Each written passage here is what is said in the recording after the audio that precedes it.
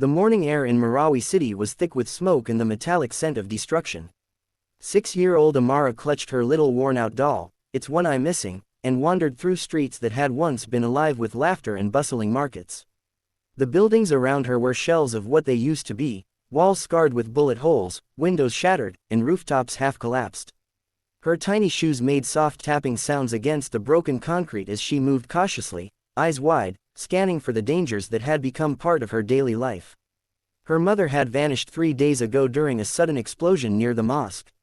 Her father, a carpenter, had been taken away when the militia stormed their neighborhood months earlier.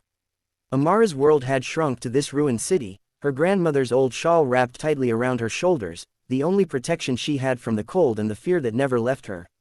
Yet, even in the midst of this despair, there was something fragile and unbroken about her spirit. Music. Her father had taught her songs when she was just 3, lullabies that floated like warm sunlight in their small home. And though the instruments were gone, the songs remained, tucked deep in her memory, ready to be sung even in the shadows of war. On this particular morning, Amara sat on the rubble of what had once been her school playground. Her tiny hands rested on the dusty concrete as she hummed softly, a melody that her father had taught her, a yodeling tune he had said could reach even the skies. She closed her eyes and sang, her voice trembling at first, but then gathering strength, echoing between the ruined walls, bouncing off the empty streets. A few stray dogs paused to listen. Birds, stunned by the silence of the city, chirped in response. And somewhere, far away, her song reached the ears of a journalist documenting the war. His camera hung unused around his neck as he quietly stepped closer, tears welling in his eyes. There was a purity in that small voice, a kind of courage that no headline or photo could ever capture. He filmed her from a distance, careful not to startle her. Amara's voice rose and fell, carrying hope and grief together, telling a story no words could fully describe. Passers-by, hardened by months of conflict, stopped in their tracks. Soldiers and civilians alike were drawn to the tiny girl on the rubble, singing as if the world beyond her small frame had not ended. "Why are you singing?" a man whispered, a soldier who had been guarding a nearby checkpoint. Amara opened her eyes and looked at him, unafraid. "Because music remembers what people forget," she said simply. Then, without prompting, she continued, her yodeling rising higher, soaring over the shattered streets like a prayer. The journalist uploaded the video later that evening. Within hours, it went viral. People across the Philippines, and eventually the world, were captivated by the courage of this 6-year-old girl who sang amidst chaos. News outlets ran stories, hashtags flooded social media, and humanitarian organizations took notice. But most importantly, her song gave the people of Marawi a reminder: beauty and hope could exist even in the darkest places. Weeks later, arrangements were made to bring Amara to Manila, where a special talent showcase had heard of her extraordinary story. The organizers insisted that her journey would be shared with the audience first, so they could understand the depth of what she was about to perform.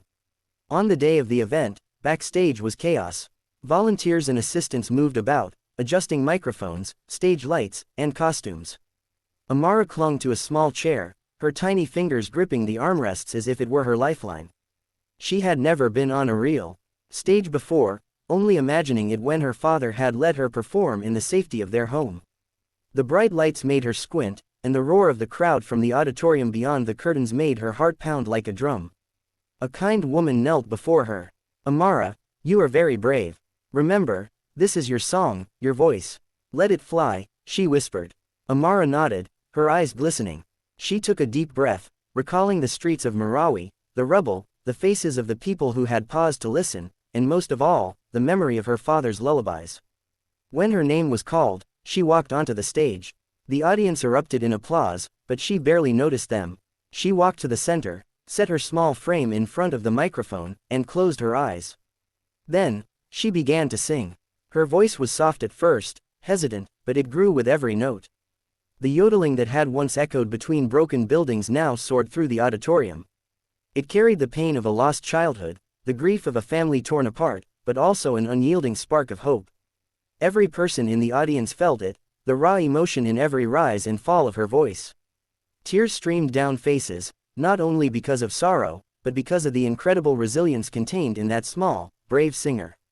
Simon Cowell, who had been invited as a guest judge for this special showcase, sat motionless, stunned by the unexpected depth in the performance. He was a man accustomed to seeing talent, yes, but talent with this kind of heart. It was rare, and when Amara hit the high note, a note so pure it seemed to illuminate the entire stage, he knew what he had to do. He rose from his seat and pressed the golden buzzer.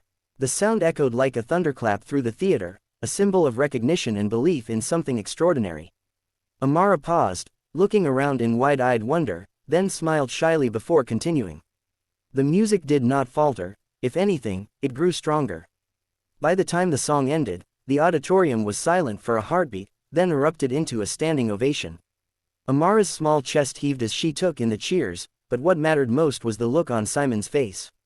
He was crying, a man who rarely showed emotion publicly, moved by the power of innocence and resilience. News cameras swarmed, interviews were conducted, and yet Amara remained the same quiet, determined girl. When asked why she sang, she simply said, "I sing because songs can hold the people who are gone, and help the people who are still here."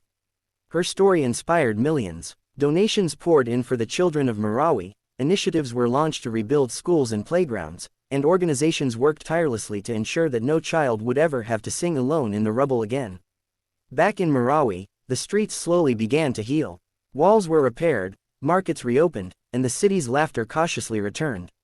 And though Amara could not be there every day, her voice had left a mark, a promise that even in devastation, hope could be found. Months later, she returned to Marawi for a special concert in the city center. This time, she was not alone.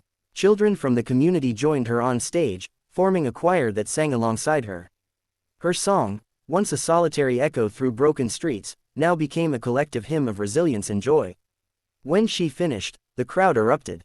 Tears, laughter, and applause mingled in a single wave of human emotion. And in that moment, Amara understood the truth her father had always tried to teach her. Music was more than just sound, it was memory, courage, and above all, hope. Simon Cowell, watching from the side of the stage, leaned down and whispered to the event organizer, "She's not just a singer. She's a force of nature. The world needs to hear her story." Amara's journey did not end with that concert.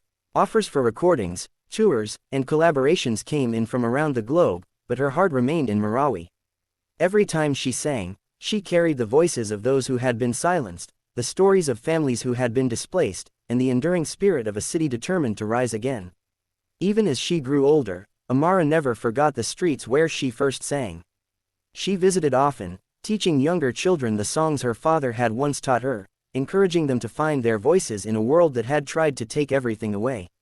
Her music became a bridge, a connection between past and future, sorrow and joy, loss and hope. And though war had taken so much from her, it had never managed to take the most important thing, her voice. In time, Amara's story became a legend, not just in the Philippines, but around the world. A tale of courage, of a small girl whose song could pierce through darkness, remind humanity of what matters, and inspire millions to believe that even the smallest voice can make the loudest difference. And in every note she sang, one truth remained clear: even when war takes everything, hope can still rise, carried on the wings of a child's song.